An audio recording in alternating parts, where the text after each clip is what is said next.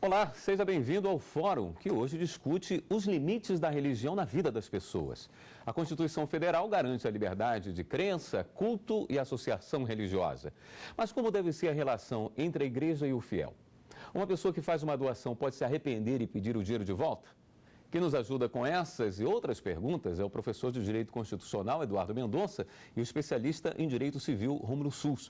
Eu gostaria de agradecer imensamente a presença dos senhores aqui e começar fazendo uma pergunta que diz respeito às restrições das organizações religiosas. Nós falamos do direito das pessoas de se organizarem em torno de uma religião, o direito à celebração, mas existe alguma restrição dentro desse limite de celebração? Todas as vezes que você infringe os direitos de terceiros, você está desbordando do seu limite. Então, o barulho, por exemplo, é uma forma de você limitar a atuação. Se o barulho é excessivo, independentemente do horário, você está desbordando do seu direito de expor as suas ideias, de expor os seus sentimentos. Eu lembro de uma situação muito interessante. Logo que eu me formei, eu tinha um escritório e aí tinha uma igreja que recentemente tinha se instalado no cinema logo abaixo da minha sala. Então, o pastor, ele pregava ao ar livre com uma caixa de som e um microfone e ficava naquela emoção. É uma coisa que você querendo redigir uma petição ou atendendo um cliente e aquela gritaria lá embaixo. Então, independentemente do horário, você tem que respeitar o direito do cidadão. Se ele está trabalhando, você não pode interferir na concentração, tem tudo um limite, né? Eu me lembro que recentemente teve uma questão que chamou a atenção de toda uma cidade, que era relacionada aos sinos da igreja. E aí você tem, metade da cidade achava aquilo interessante, se guiava pelo barulho do sino, e tinha uma questão cultural também. Agora, para isso ser questionado, normalmente é Ministério Público, precisa alguém entrar com uma ação, como é que funciona isso? Bom, depende muito da hipótese. Sendo um caso como esse que o Dr. Rômulo mencionou, em que há um problema de vizinhança muito imediato, a pessoa que está se sentindo incomodada, que está sendo afetada diretamente pelo excesso, que poderia questionar, usando a lógica normal do direito de vizinhança. Um caso mais amplo como esse, em que há uma manifestação pública da igreja, por exemplo, tocando os sinos com muita frequência ao longo do dia e com um elevado nível de decibéis, aí passa a haver uma repercussão pública que poderia autorizar uma intervenção do Ministério Público. Nesse exemplo em particular, a menos que fosse uma coisa realmente abusiva, quer dizer, um toque contínuo dos sinos e, enfim, fora da proporção normal, tenderia a achar que é uma forma legítima de expressão da religiosidade, enfim, uma chamada para o culto. Mas se isso for usado abusivamente, aí naturalmente surge a possível violação de terceiros e a possibilidade de acionar o judiciário. Existe alguma restrição em relação a crianças e adolescentes participarem da organização de uma religião? Geralmente as crianças não participam porque não tem ainda a sensibilidade cognitiva da religião, da religiosidade. Muitas vezes eu já presenciei em determinados cultos, os filhos dos participantes, eles são levados a uma escolinha de religião, ensinando princípios da religião. Então, de qualquer maneira, qualquer forma de criança participar, qualquer forma de inclusão de criança em qualquer tipo de ato, de ação, ela tem que ser levada, tem que ser de uma forma muito respeitosa, levada sempre em consideração o estatuto da criança e do adolescente. Mas não teria nenhum impedimento legal para elas estarem à frente de uma religião, estarem entre os líderes, por exemplo? Não, de forma alguma. Hoje a gente vê que as crianças, elas são batizadas nas religiões delas muito precocemente. Fazem um curso na religião católica, por exemplo, um curso de primeira comunhão com 10, 11 anos. Então, não há nenhum empecilho a pessoa ser iniciada na religião desde cedo. Só que há que se respeitar os limites da abordagem daquela religião com relação à criança, sempre em respeito à legislação vigente, proteção da criança e do adolescente. Porque uma organização religiosa é pessoa jurídica, não é? Talvez tem aqui uma distinção relevante. Primeiro, as pessoas podem se organizar para todos os fins. Esse é um direito que a Constituição protege. Mas protege com especial ênfase a liberdade religiosa. Quer dizer, o fenômeno religioso é parte relevante da vivência existencial do ser humano.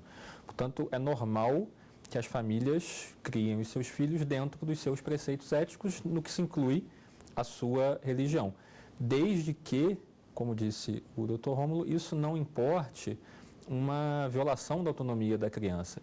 Então, ela pode participar daquele fenômeno religioso, mas nas situações limite, por exemplo, quando a família quer impor um determinado preceito religioso que pode colocar em risco a vida da criança, recusa de tratamento, por exemplo, aí é que a proteção maior deve incidir. Ou, enfim, quando se pretenda alienar a criança de outras coisas que são consideradas essenciais para a formação geral do cidadão. Por exemplo, se a família quiser proibir que a criança aprenda a teoria da evolução e quiser ficar restrita ao criacionismo. Mas fora desses exemplos de limite, deve-se respeitar o direito da família. Outra coisa é a criança ser líder de uma igreja, na linha do que o senhor colocou. Aí haveria dificuldade porque a igreja é uma pessoa jurídica, elas se organizam como pessoas jurídicas, e um menor não poderia ser um dirigente formalizado de uma pessoa jurídica. Como é que se dá essa relação entre a igreja e os pastores, por exemplo? São funcionários? Bom, depende de cada entidade, a forma deles se organizarem. Mas, em princípio, o pastor, ele lidera os trabalhos da igreja e ele sempre deve, hierarquicamente, satisfação aos seus superiores. Agora, não existe o vínculo, porque o vínculo trabalhista, ele exige alguns requisitos. A assiduidade, a exclusividade, a remuneração. Então, haveria que se aferir se esses preceitos para configurar o vínculo empregatício estaria presente ali naquela relação. Quem responde juridicamente? Esse é um dado interessante. Depende muito do que se esteja discutindo. Num caso, por exemplo, em que a igreja tem uma recomendação aos fiéis que possa causar um dano à sua integridade física, é possível que a igreja responda, por exemplo, a título de danos morais, sem prejuízo de uma possível responsabilização penal pessoal do sacerdote que tenha agido de forma irregular. Portanto, depende da situação. É possível que a pessoa responda na física, por assim dizer, o sacerdote, e que a instituição seja responsabilizada como pessoa jurídica. Eu gostaria de chamar um caso aqui para que os senhores analisassem junto com a gente. Podemos rodar. Uma igreja foi condenada a pagar uma indenização de R$300 mil a um fiel. O homem alega que é portador do vírus HIV e foi levado a acreditar ser curado pela fé. Ele diz também que foi convencido por dirigentes religiosos a abandonar o tratamento médico e ter relação sexual sem preservativo com a sua esposa, que acabou sendo infectada. Num caso como esse, quem responde? O que temos aí para ser analisado juridicamente? Responderia a igreja? Responderia o pastor? E quais foram, se é que houve algum crime nessa ação? Em tese, partiu de uma orientação da pessoa, do pastor.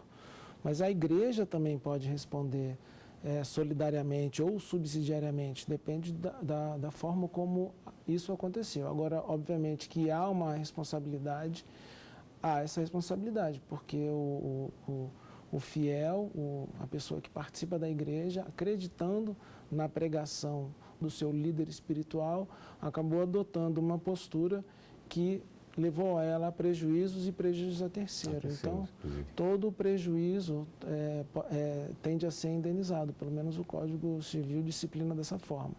Causar prejuízo a alguém, a pessoa pode responder por danos que podem ser materiais e morais. Um daqueles casos limite. É lógico que nós não temos certeza de todas as questões de fato, enfim, nem é o caso aqui. Eu até sei que, nesse caso específico, a igreja questiona se de fato deu essa orientação ao fiel ou se ele interpretou errado. Sim. Mas, assumindo que o fato fosse esse, a igreja diz a alguém que está curado, que pode abandonar o tratamento e que, inclusive, sendo uma doença contagiosa por via sexual, como é o caso, pode manter relações sexuais sem proteção. Esse é um daqueles casos limite que, por mais que se queira defender que o discurso religioso tenha uma amplitude em função da sua natureza fundamental, certamente houve abuso. Um abuso com consequências, atitude de dano moral e consequências criminais. Quer dizer, isso dificilmente não seria enquadrável no tipo penal do charlatanismo, que é inculcar em alguém a crença de que teve uma cura, de modo que essa pessoa passa a acreditar que aquele tratamento foi realizado, foi suficiente. E nesse caso, então, com consequência de causar contágio de uma doença ainda incurável para terceiros. Então, por mais que a gente queira defender o discurso religioso como um discurso de direito fundamental, o abuso aqui é inegável. Eu estou falando em charlatanismo, eu me recordo que muitas vezes pessoas são levadas, retiradas dos centros, dos templos, sobre a alegação de exercício ilegal da medicina.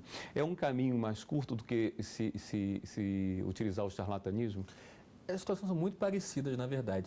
Geralmente se fala em exercício ilegal da medicina quando a pessoa se apresenta como se fosse de fato um médico. É comum, por exemplo, em tratamentos espirituais. A questão aqui, me parece ser, proteger no máximo possível, o discurso religioso, desde que isso não importe negação de tratamento e não importe enganar as pessoas. Agora, num caso como esse, alguém se apresenta como pastor ou sacerdote, diz que é capaz de produzir a cura, portanto fez um tratamento ritual e isso seria suficiente.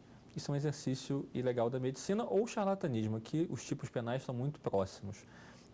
Mas, de toda forma, é uma conduta penalmente tipificada. Bom, sobre doação nós vamos falar daqui a pouco. Nós vamos fazer agora um rápido intervalo. Voltamos já com o programa Fórum. O Fórum está de volta e conversa sobre os limites da religião no Brasil. Uma questão que muitas vezes chega ao judiciário é sobre as doações, que podem ser voluntárias, mas muitas vezes são questionadas se elas não foram doações induzidas, principalmente se aproveitando de uma situação de fragilidade, de vulnerabilidade do fiel. Ele pode se arrepender de uma doação, por exemplo? Ele pode se arrepender de uma doação. Agora, a questão é se esse arrependimento em juízo geraria para ele alguma eficácia do ponto de vista de receber esse valor doado de volta. Porque a doação, pelo Código Civil, ela exige a ausência de contrapartida. Não é automático. Então, a pessoa vai ser obrigado a entrar com um processo, com uma ação judicial, solicitando a anulação daquele negócio jurídico, vai expor os seus motivos e vai demonstrar ao juiz o motivo que ele está solicitando que aquele seu ato jurídico perfeito, em tese, seja anulado com a devolução dos valores. Há a possibilidade de vitória e há a possibilidade também de não ter êxito essa postulação. Vai depender muito do desenvolvimento do processo. Essa questão, inclusive, pode ser levada ao judiciário por um membro da família? Pode sim, com certeza. Pode ser o membro da família se viu prejudicado com aquela doação. Por exemplo, imagina o único imóvel da família, um imóvel residencial e muitas vezes o filho, o único herdeiro, o único bem. Então, tem toda uma situação que pode ser questionada. Tem a questão da legítima. Então, tem várias nuances aí que podem ser levadas ao juízo para questionar esse ato, se é um ato jurídico perfeito ou não tão perfeito assim. E não faz uma diferença se a pessoa está doando R$10, 10% do salário ou o único imóvel da família?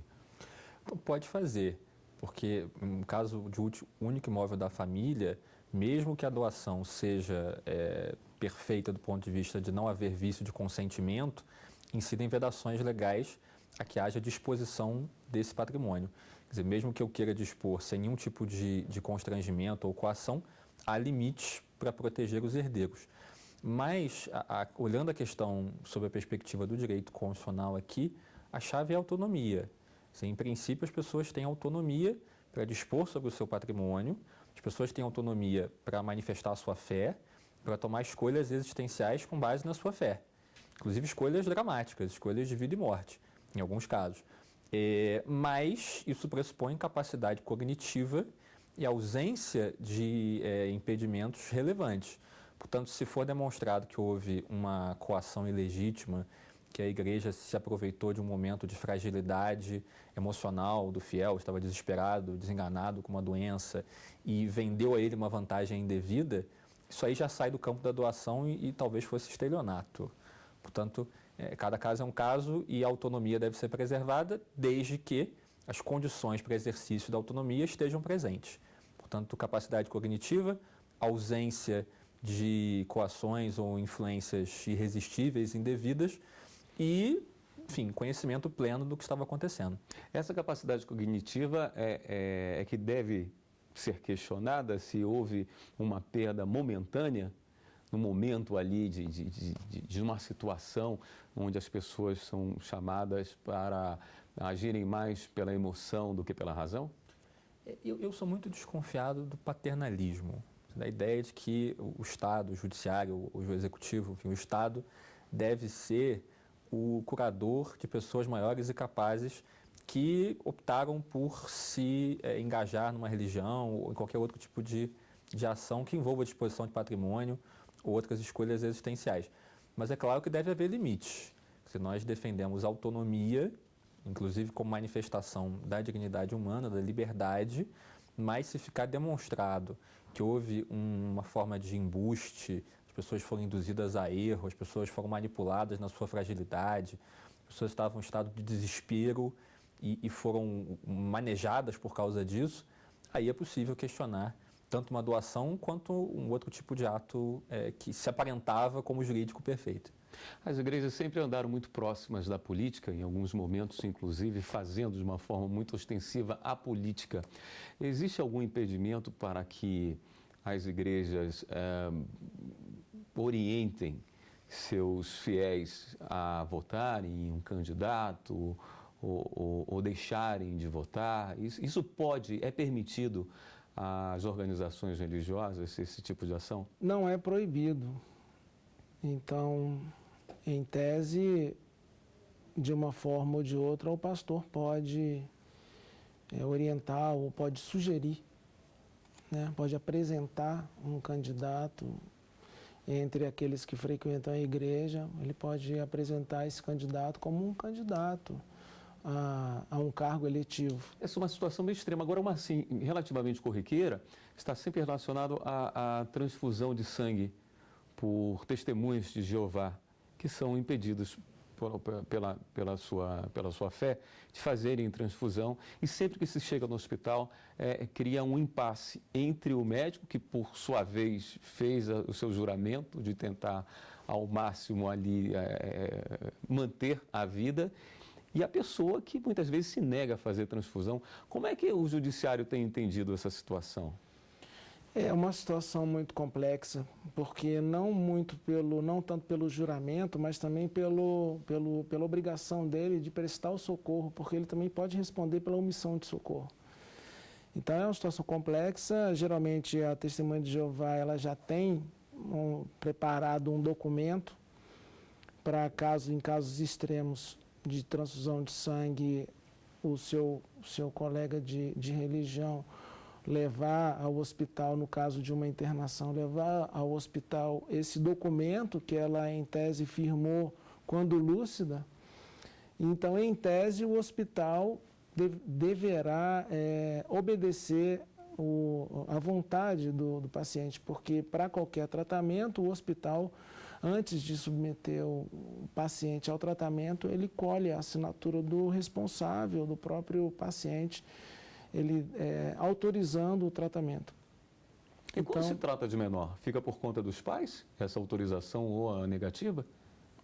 Não, no caso do menor, ele não tem condições de de passar uma declaração, porque qualquer ato jurídico que ele venha a desempenhar, ele não é válido, porque ele ainda não tem a capacidade para responder pelos atos da vida civil. Então, os pais é que deveriam proibir, em tese, o hospital a realizar essa transfusão sanguínea.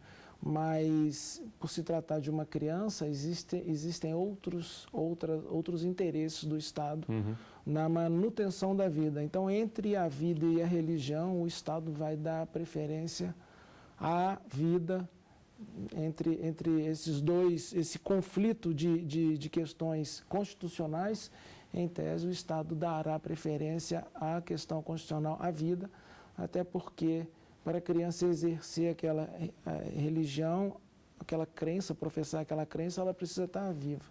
Então, realmente, o hospital, no caso de uma criança, de um menor, ele, em tese, ele é obrigado a proceder da forma como ele entender mais adequada para salvar a vida daquela criança. Como é que é a visão jurídica de alguém que se nega a receber uma transfusão, sabendo que aquilo ali pode levar à morte? Na verdade, a vontade dela expressa é a crença dela. Então, o judiciário, em tese, ele não é questionado, porque provavelmente não vai dar nem dá tempo de questionar. Quem é que questionaria essa situação? Eu já presenciei uma situação dessa, em que o judiciário foi favorável ao pleito da filha. A mãe estava internada, necessitando de uma transfusão de sangue.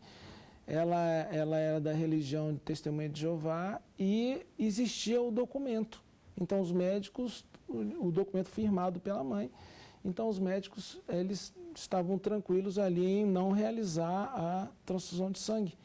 Então, a filha foi ao judiciário e pediu ao judiciário para obrigar o hospital a proceder dessa forma e conseguiu uma liminar, e o hospital foi obrigado, então, a proceder à transfusão de sangue, salvou a vida da mãe e tal. Depois houve uma polêmica danada em torno disso, mas a vida da mãe foi salva e ela continuou sendo testemunha de Jeová. Existem algumas religiões que promovem sacrifício de animais. Isso é permitido no país? Isso também tem sido muito debatido. O caso do sacrifício por motivo religioso é mais difícil, porque a proteção à liberdade religiosa é mais intensa. Eu mesmo tenho profunda dúvida sobre qual é a solução num caso como esse, porque sou pessoalmente comprometido com a defesa dos animais e acho que essas práticas devem, tanto quanto possível, ser abolidas gradualmente. Mas até que elas sejam espontaneamente abolidas ou repensadas, proibir a expressão religiosa também é autoritário. Um argumento interessante que foi utilizado na decisão do Rio Grande do Sul é de que a indústria alimentícia produz violência, por assim dizer, em massa contra os animais, não só porque naturalmente resulta na morte, porque as condições de criação são terríveis e são pouco acompanhadas no Brasil.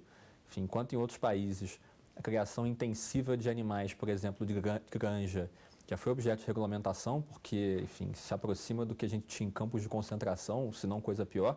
No Brasil isso é praticado em ampla medida e ninguém nunca questionou.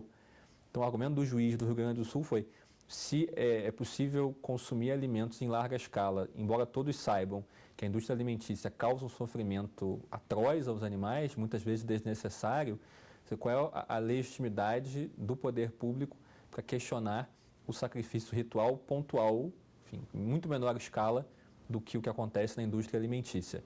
Não é um caso fácil, pelo contrário. Muito bem, gostaria de agradecer imensamente a presença dos senhores aqui no programa Fórum. E o Fórum de hoje fica por aqui. Nós conversamos sobre os limites da religião no Brasil. Quem nos ajudou na discussão foi o professor de Direito Constitucional, Eduardo Mendonça, e o especialista em Direito Civil, Rômulo Sulz.